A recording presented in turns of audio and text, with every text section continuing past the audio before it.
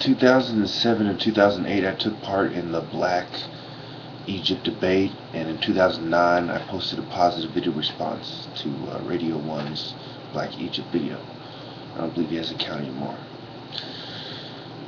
I started off my video series, Illuminati Part 1, 4 years ago, August 2009, over 4 years ago actually,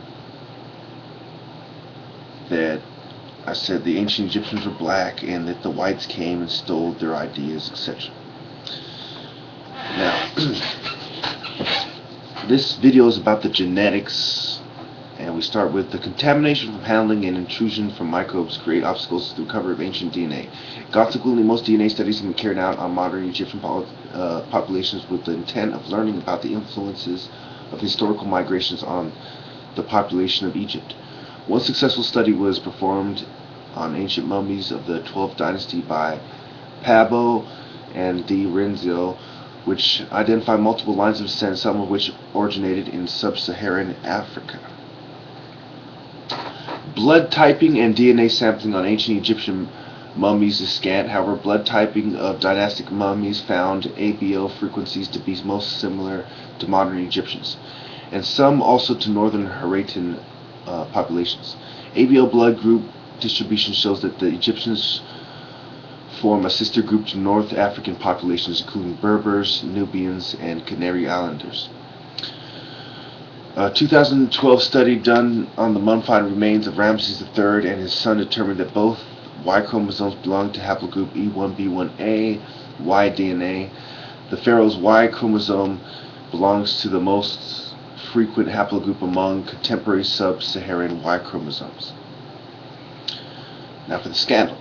Scientists at a Zurich-based DNA genealogy center, IGENEA, in a Discovery Channel documentary in 2011 claimed that Tutankhamun had haplogroup R1B1A2. Now this was after I already released my videos for 2 years saying the Egyptians were black. They're trying to contradict people like me. Anyway, back to the article. To which more than 50% of European men, but less than 1% of modern-day Egyptians belong to. But the Y chromosome of King Tut has never been published, and DNA profile displayed in Discovery Channel documentary may not belong to the pharaoh. According to Carsten Pusch, a geneticist at Germany's University of Tübingen, who was part of the team that unraveled Tut's DNA from samples taken from his mummy and mummies of his family members, IGENEA's claims are simply impossible. So right there from the German university, one of the members of the team says they're lying. It's part of the Great White Cover. So I've shown you the artistic evidence, the etymological evidence, and I've showed you the genealogical evidence. Need I go on?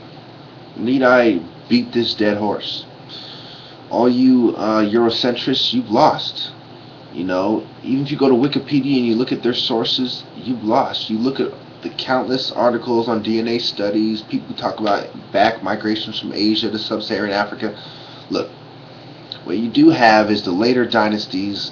You have the foreign kings coming and marrying the local black women in order to have a legitimate claim as pharaoh, and a legitimate claim on a bloodline as pharaoh. And that's all that is,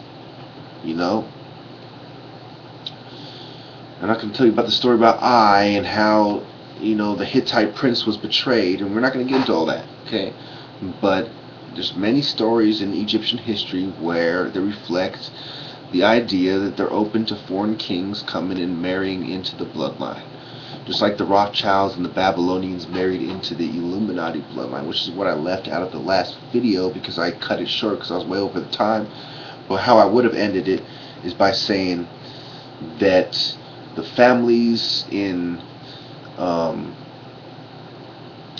that adopted the secret society ideas were, a lot of them, were from the ancient royal families of Babylon, because they were included in the people who took the ideas from Egypt and ran with it.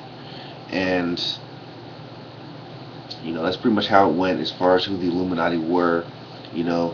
They come from the ancient European cults, or the ancient white cults, we'll call them, that were in Egypt, and that evolved the knowledge from there.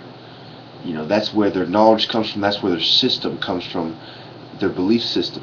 But they have the Babylonian perspective as well as the Greek perspective, Roman, and they're really considering all these kind of perspectives when they're presenting their version of the Egyptian perspective. It's a white European Egyptian perspective, a whitewashed perspective of Egypt.